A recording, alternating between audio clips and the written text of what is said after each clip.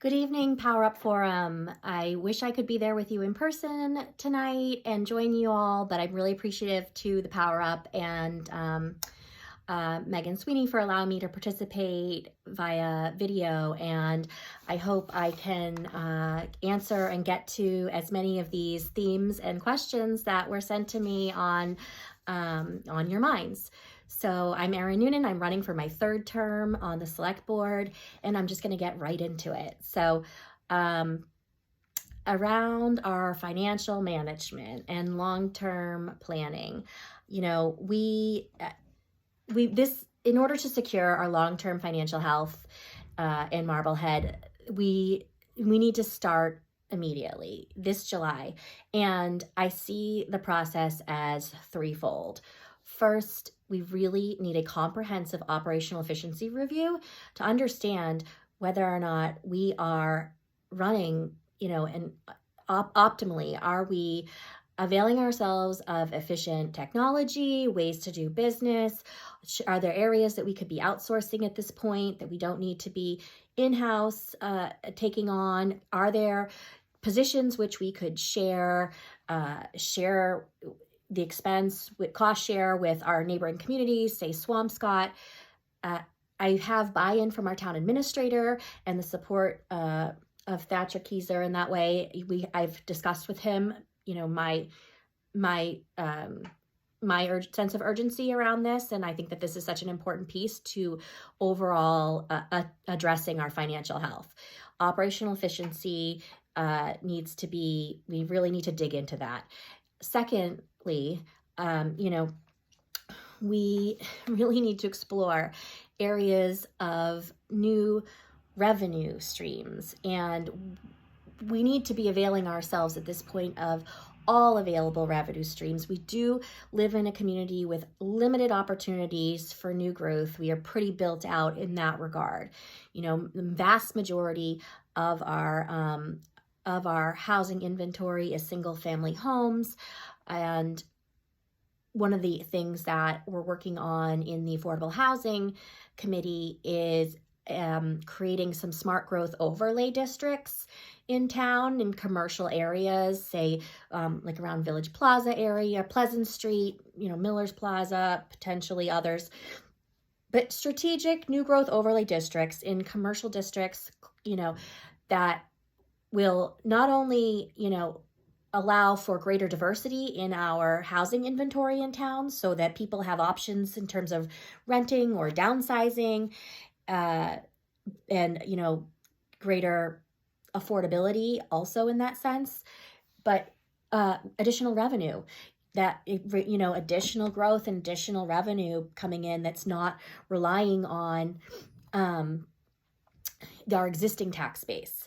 So that right there is something that we could, we're looking at with the Affordable Housing Committee and doing, and I'm hoping that we can present some new growth districts, overlay districts for town meetings consideration next year. We also need to avail ourselves of all local option taxes, including meals and hospitality tax. This is something that all of our neighboring communities are already doing. So it's not as though, us imposing this meals and hospitality tax is going to deter it's not going to be a deterrent to anybody going out and shopping or enjoying our meals and local bars. But it's kind of something that we are just, again, it's an opportunity lost in terms of revenue. So another area that we could really need to revisit at this time is Community Preservation Act monies. This is something that half of the towns in Massachusetts are already availing themselves of. So, it's a nominal surcharge on real estate transactions in town that would allow for funding for your open space projects, historic preservation, and affordable housing.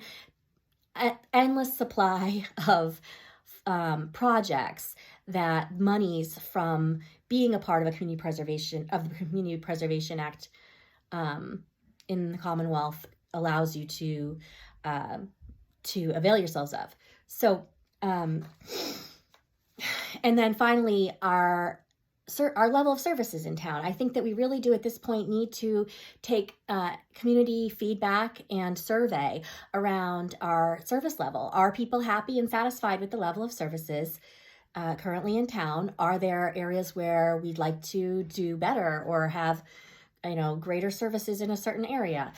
That requires a lot of community engagement and input. And so those three pieces to me are, what is going to go into the essence of creating a strategic, forward-thinking, long-term, multi-year solution to our, structural deficit and securing the long-term financial health of our town. So reviewing our operations, additional revenues that we're missing out on, and surveying our level of services within the community and responding to community needs. So second theme that I picked up on in the Power Up questions was, what type of a change in executive leadership style you'd like to see. So I think that we need leaders in that are committed to open government and responsive to citizens' participation and ideas. I think I have been one of those leaders, and for one example in which I could see room for great improvement is our reappointment process to our volunteer bards. We're so lucky that we have so many, just such a wealth and resource of volunteerism in this town that we really need to make sure we're capitalizing on. And I feel that our reappointment policy right now is really defective in that sense. We need to make sure that we are evolving and not stagnant. And to me, it's important that we're fostering a healthy diversity of backgrounds, ages, genders, and professional skill sets when we are having healthy turnover on our volunteer boards. And then establishing Marblehead once again as a destination. This to me is really important. I feel very strongly that our business districts need help from town government, and we could do a lot more to collaborate with our business owners and the chamber to ensure that our business districts in town revive from the pandemic and continue to thrive looking forward. We need to implement the recommendations that were set out in the local rapid recovery plan that we have. I feel very strongly that this is essential to keeping the character of our town by ensuring the vibrancy of our business districts, our shops, our restaurants and bars. To me, that is so much of the special character and charm of this town that I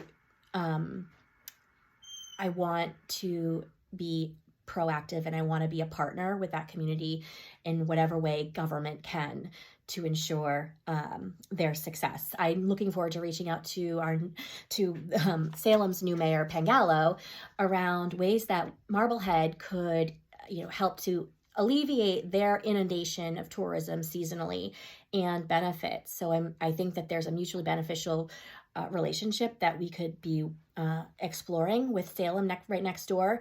People are coming for history. We've got lots of history here.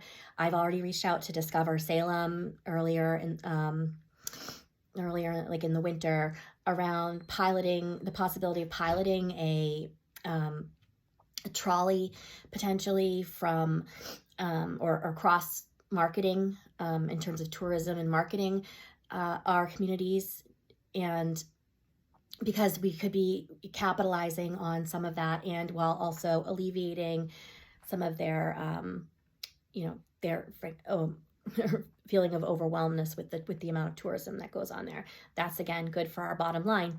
And I hope that I have hit on most of those questions. I'm always available. You can email me at noonane@marblehead.org. If you have questions about government or feedback and input, I'm happy to respond. I do try to respond within 24 hours when I get my emails. And I would really be honored to have your vote on June 20th. Thank you so much for your time.